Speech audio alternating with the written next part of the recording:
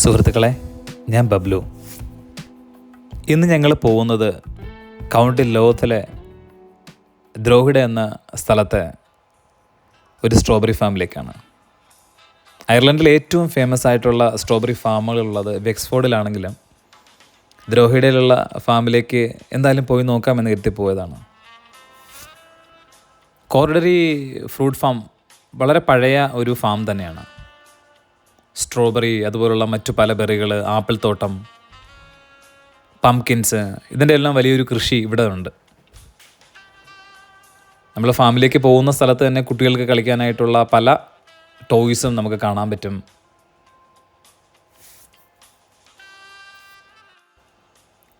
തൊട്ടടുത്ത് തന്നെ കളിപ്പാട്ടങ്ങളെന്ന് തോന്നിക്കുന്ന പോലുള്ള വീടുകളും കാണാൻ പറ്റുന്നുണ്ടായിരുന്നു. ഒരുപക്ഷെ അവിടുത്തെ ജോലിക്കാരുടെ വീടുകളാവാം. ഫാമിലേക്ക് പ്രവേശിക്കുന്ന ആ സമയത്ത് തന്നെ വലിയ ട്രേകളിലായിട്ട് ആളുകൾ കൊണ്ടുപോകുന്നുണ്ട്. നമുക്ക് ഈ ഒരു ഫാമിലേക്ക് പോയിട്ടുണ്ടെങ്കിൽ നമുക്ക് ആവശ്യത്തിനുള്ള സ്ട്രോബെറി പിക്ക് ചെയ്തിട്ട് നമ്മുടെ ബാസ്ക്കറ്റിൽ ഇടാൻ പറ്റും. അതിനുള്ള പേയ്മെൻറ്റ് കൊടുത്താൽ മതി. പിന്നെ അവിടെ കഴിക്കരുത് എന്നൊക്കെ എഴുതി വെച്ചിട്ടുണ്ട്, പക്ഷേ ആളുകൾ ഒരുപാട് കഴിക്കുന്നുണ്ട്.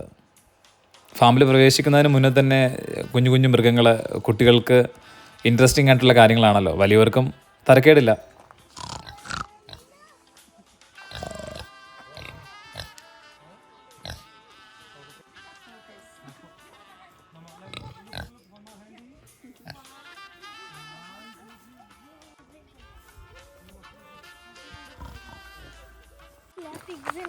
അവരെ ഫീഡ് ചെയ്യാൻ പറ്റുമോ?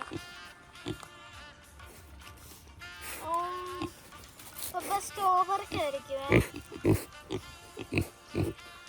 ഒരു ചെറിയ അവിടെ പോയിട്ട്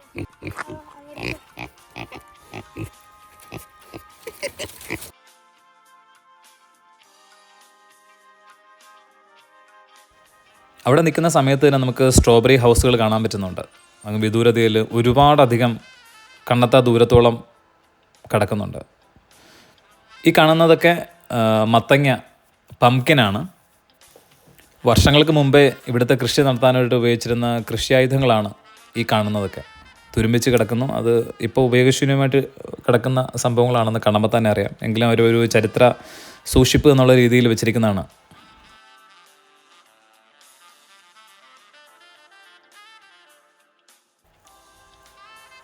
ഫാമിൽ നിന്ന് ഒരുപാട് സ്ട്രോബെറി പിക്ക് ചെയ്തുകൊണ്ട് അവിടുത്തെ കാഴ്ചകളൊക്കെ കണ്ട് മടങ്ങിപ്പോകുന്ന ഒരുപാടധികം ആൾക്കാരെ നമുക്കിവിടെ കാണാൻ പറ്റുന്നുണ്ട്. എല്ലാവരും വലിയ വലിയ ട്രേകളിലൊക്കെ കൊണ്ടുപോകുന്നുണ്ട് സ്ട്രോബെറി പറിച്ചെടുത്തിട്ട്. ഇന്ന് ലോകത്തിൽ 600-ലധികം വരുന്ന ഇനത്തിലുള്ള സ്ട്രോബെറികൾ കൃഷി ചെയ്യുന്നുണ്ട്. അതിൽ പ്രധാനമായിട്ടുള്ള ജുവൽ സ്ട്രോബെറീസ്, ഷാൻലെ സ്ട്രോബെറീസ്, പിന്നെ white strawberries, Selva strawberries, Camarosa strawberries, ഇതൊക്കെയാണ് ഫേമസ് ആയിട്ടുള്ള സ്ട്രോബെറി ഇനങ്ങൾ. പിന്നെ വരുന്ന പുതിയ വെറൈറ്റികളായിട്ടുള്ള മോക്സി, റോയൽ റോയ്സ്, വെലൈൻറ്റ്, അങ്ങനെയുള്ള സംഭവങ്ങളൊക്കെ വരുന്നുണ്ട്.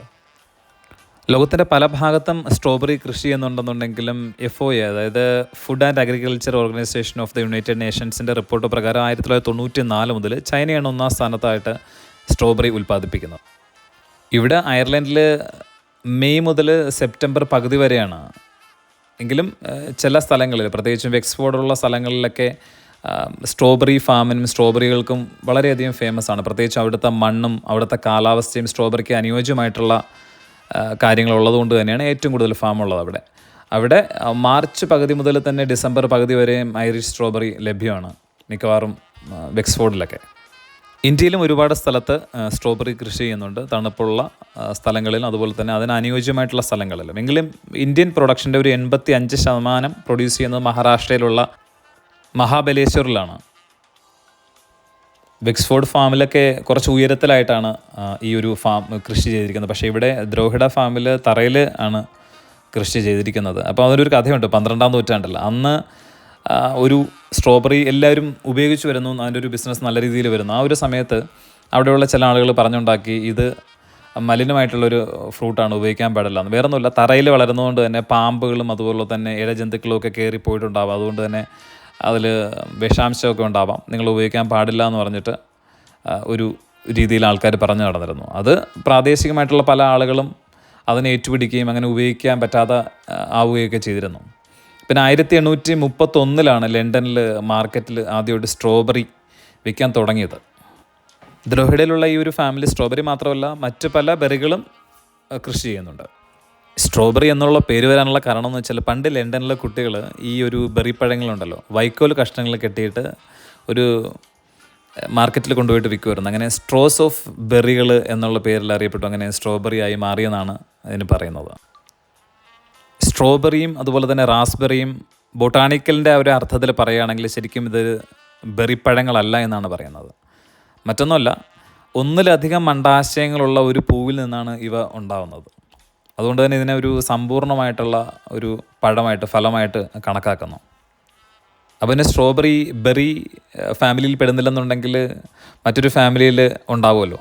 ആ ഫാമിലിയുടെ പേരാണ് റൗസേസി എന്നുള്ളൊരു ഫാമിലിയാണ് ഇത് പെടുന്നത്.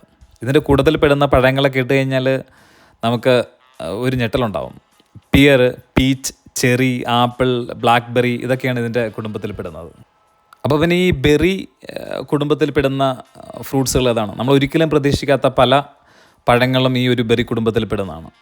അതായത് മാംസത്തിൻ്റെ ഉള്ളുകളിൽ വിത്തുള്ള പഴങ്ങളാണ് ബെറി എന്ന് പറയുന്നത്.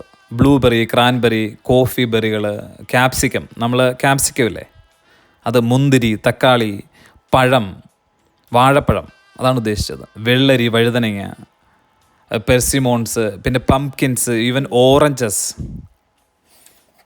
ടാങ്കറിൻ, നാരങ്ങ, കാന്താലൂപ്പ്, തണ്ണിമത്തൻ, ഇതെല്ലാം പെപ്പോസാണ്. പിന്നെ അതുപോലെ തന്നെ ഈ പൈനാപ്പിളും കിവിയും ഇതിൻ്റെ കൂട്ടത്തിൽ പെടുന്നുണ്ട്. പിന്നെ മാങ്ങ, അതുപോലെ തന്നെ ഔക്കാഡോ, ചെറിപ്പഴങ്ങൾ, ഇതൊക്കെ സ്റ്റോൺ ഫ്രൂട്ട്സിൻ്റെ ഇനത്തിലാണ് പെടുന്നത്. അത് ഇതിൽ വരില്ല. കഥ പറഞ്ഞു വന്നപ്പോൾ ബെറിപ്പഴത്തിൽ ഉണ്ടാവുമെന്ന് നമ്മൾ പ്രതീക്ഷിച്ചിരുന്ന പലതും ബെറിപ്പഴ കുടുംബത്തിൽ നിന്ന് പുറത്താവുകയും മറ്റ് നമ്മൾ ഒരിക്കലും പ്രതീക്ഷിക്കാത്ത പലതും അതിലേക്ക് വരികയും ചെയ്തു. അതാണ് ഇതിൻ്റെ ഒരു രസം. ഞാൻ ആദ്യമായിട്ടാണ് ഗൂസ്ബെറീസ് കാണുന്നത്. നമ്മൾ നാട്ടിൽ വെച്ചിട്ട് ഗൂസ്ബെറി എന്ന് പറഞ്ഞു കേട്ടിട്ടുള്ളത് നാട്ടിലുള്ള പച്ച നെല്ലിക്കയാണ്. അതും ഗൂസ്ബെറി, അതിന് ഇന്ത്യൻ ഗൂസ്ബെറീസ് എന്നാണ് പറയുന്നത്. ശരിക്കും ഗൂസ്ബെറി എന്ന് ഉദ്ദേശിക്കുന്നത് പച്ച നിറത്തിലുള്ള നെല്ലിക്കയുടെ രൂപത്തിലുള്ള തന്നെ പക്ഷേ ജെല്ലി രൂപത്തിലുള്ള മറ്റൊരു ബെറിയാണ്.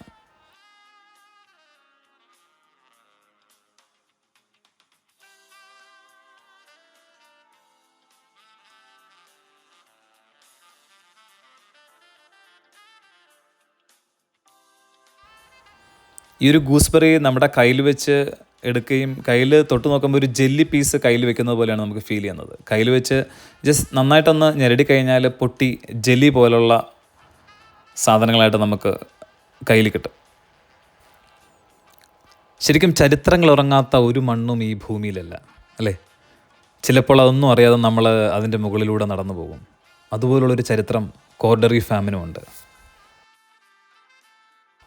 ഈ ഒരു കോർഡറി ഫാമിൻ്റെ കഥ തുടങ്ങുന്നത് 1800 ആദ്യ സമയങ്ങളിലായിരുന്നു. ആ സമയത്ത് കോർഡറി ഡെമൈസ് എന്ന ഒരു ഫാമിലിയുടെ അണ്ടറിലായിരുന്നു ഈ ഒരു ഫാം ഉണ്ടായിരുന്നത്. 3 തലമുറയിലുള്ള ആളുകൾ അവിടെ താമസിച്ചിരുന്നു, അതേ ഫാമിലിയിലുള്ളത്. 1820-30 കാലഘട്ടങ്ങളിലാണ് ഇവിടെയുള്ളൊരു വീട് നിർമ്മിച്ചത്. ഇപ്പം നമ്മൾ ഈ കാണുന്നത് ഒരു ഫാം യാർഡാണ്. അത് ഒറ്റ നിലയിൽ നിന്ന് 1841 ഇത് 2 നിലയാക്കി പണിതു. അവസാനത്തെ ഫോർട്ടക്യൂസിൻ്റെ സഹോദരി എന്ന് പറഞ്ഞു കഴിഞ്ഞാൽ അവരുടെ പേര് എലിസബത്ത് ബാരി എന്നായിരുന്നു. അവർക്ക് വീട് വിട്ടുകൊടുത്തു. പക്ഷെ അവർ വിവാഹമൊന്നും കഴിച്ചിരുന്നില്ല. ഒരുപക്ഷെ എക്സ്റ്റേറ്റ് നോക്കി നടത്താനുള്ള ഒരു അറിവില്ലായ്മ കാരണം എന്ത് സംഭവിച്ചു എന്നുള്ള കടത്തിൻ്റെ അളവുകൾ കൂടി. കടത്തിൻ്റെ അളവ് വാർഷിക വരുമാനത്തിൻ്റെ പകുതിയിൽ കൂടുതലാണെങ്കിൽ ഉടമകളുടെ സമ്മതമില്ലാതെ തന്നെ എസ്റ്റേറ്റുകൾ വിൽക്കാനായിട്ടുള്ളൊരു നിയമം ഉണ്ടായിരുന്നു. അങ്ങനെ ആ ഒരു സമയത്ത് അറ്റോർണി ജനറലും ലോർഡ് ചീഫ് ജസ്റ്റിസും ആയിരുന്ന ഫ്രാൻസിസ് ബ്ലാക്ക്ബോണിനാണ് എസ്റ്റേറ്റ് വിറ്റത്. അദ്ദേഹത്തിൻ്റെ 3 മക്കളുടെ മരണത്തിനെ തുടർന്ന് 1871 ദ്രോഹിഡയിലെ ജോർജ് ക്നാക്സ് എന്ന ഒരാളിന് വീണ്ടും എസ്റ്റേറ്റ് വിറ്റു. ജോർജിൻ്റെ ചെറുമകൻ്റെ പേരും ജോർജ് എന്ന് തന്നെയായിരുന്നു. അദ്ദേഹത്തിന് 2 പെൺമക്കളും 1 മകനുമായിരുന്നു. പക്ഷേ നിർഭാഗ്യത്തിന് അദ്ദേഹത്തിൻ്റെ മകൻ 2ാം ലോക മഹായുദ്ധത്തിൽ മരിച്ചു. അദ്ദേഹത്തിൻ്റെ 2 പെൺമക്കളായിട്ടുള്ള ഡോറിനും പ്രിസോസും ആയിരുന്നു. അവന് വിവാഹം കഴിച്ചിരുന്നില്ല. അപ്പോൾ ഈ പറയുന്ന ഇദ്ദേഹത്തിൻ്റെ അനന്തരവൻ്റെ പേരും ജോർജ് എന്ന് തന്നെയായിരുന്നു. ജോർജ് കെനിയിൽ തന്നെ സ്ഥിരം താമസിച്ചിരുന്ന ആളായിരുന്നു. അപ്പോൾ അതുകൊണ്ട് തന്നെ അവരത് ലേലത്തിന് വിറ്റു. 1962 എഡ്വേർഡ് റെയ്മണ്ട് എന്ന് പറഞ്ഞ ഒരാൾ ഇത് വാങ്ങിച്ചു. ഇപ്പോഴുള്ള ഓണർ എന്ന് വെച്ച് കഴിഞ്ഞാൽ ഈ എഡ്വേർഡ് റെയ്മണ്ടിൻ്റെ മകനായിട്ടുള്ള ഡേവിഡ് റെയ്മണ്ടാണ്. അദ്ദേഹത്തിൻ്റെ മകൻ്റെ പേര് എഡ്വേർഡ് എന്നാണ്. ഇതൊരു 3ാമത്തെ തലമുറ ഫ്രൂട്ട് ഫാമായിട്ട് ഇങ്ങനെ മാറി ഇങ്ങനെ പൊയ്ക്കൊണ്ടിരിക്കുന്നത്.